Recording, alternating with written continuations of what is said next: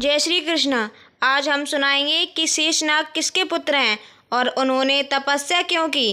तपस्या पूर्ण होने पर ब्रह्मा जी ने उन्हें क्या वरदान दिए, जानेंगे इस कथा से। सुनिए। प्राचीन काल की बात है, जब शेषनाग अपनी माँ और अपने भाई वासुकी, तक्षक आदि को अपनी सौतेली माँ से डहा रखते देखा तो उन्हें बड़ा दुख हुआ, क्योंकि शेषनाग के पिता का नाम मुनि कश्यप और माता का नाम कद्रु, वो नागों की माता थी, पर अपनी सौतन्यता से द्वेष रखने के कारण उन नागों में से महायशस्वी भगवान शेषनाग ने कद्रु का साथ छोड़कर कठोर तपस्या प्रारंभ की।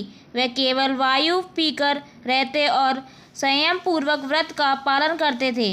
अपनी इंद्रियों को वश में करके सदा नियम पूर्वक रहते हुए शेष जी गंधमादन पर्वत पर जाकर बद्री का आश्रम तीर्थ में तप करने लगे।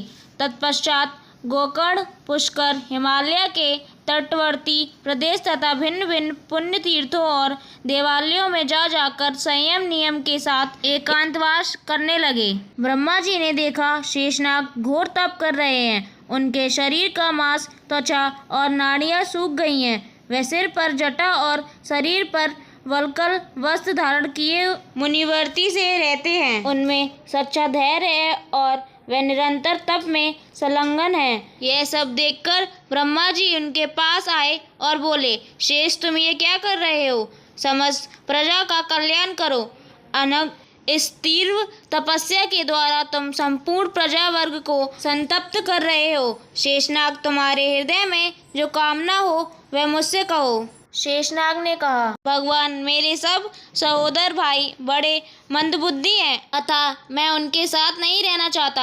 आप मेरी इस इच्छा का अनुमोदन करें। वे सदा परस्पर शत्रु की भांति एक दूसरे के दोष निकाला करते हैं। इससे उबरकर मैं तपस्या में लग गया हूँ, जिससे मैं उन्हें देख ना सकूं। वे विंता और उसके पुत्रों से ठा रहते हैं, इसलिए उनकी सुख सुविधा सहन नहीं कर पाते। आकाश में विचरने वाले विंता पुत्र गरुड़ भी हमारे दूसरे भाई ही हैं, किंतु वे नाग उनसे भी सदा द्वेष रहते हैं। मेरे पिता महात्मा कश्यप जी के वरदान से गरुड़ भी बड़े ही बलवान हैं। इन सब कारणों से मैंने यही निश्चय किया है कि तपस्या करके मैं इस शरीर को त्याग दूंगा, जिससे मरने के बाद भी किसी तरह उन दुष्टों के साथ मेरा समांगन ना हो। ऐसी बातें करने वाले शेषनाग से पितामह ब्रह्मा जी ने कहा, शेष, मैं तुम्हारे सब भाइयों की कुचेष्टा जानता हूँ। माता का अपराध करने के कारण निश्चय ही तुम्हारे उन सभी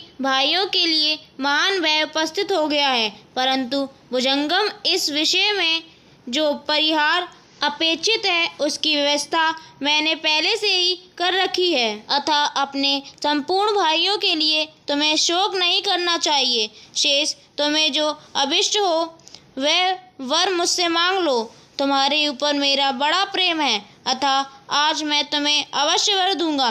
पन्नोत्तम, यह सौभाग्य की बात है कि तुम्हारी बुद्धि धर्म में लगी हुई है।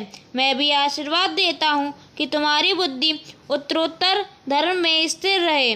शेषनाग बोले, देव पितामह परमेश्वर, मेरे लिए यही अभिष्ट वर है कि मेरी बुद्धि सदा धर्म, मनोनिग्रह तथा तपस्या में लगी रहे।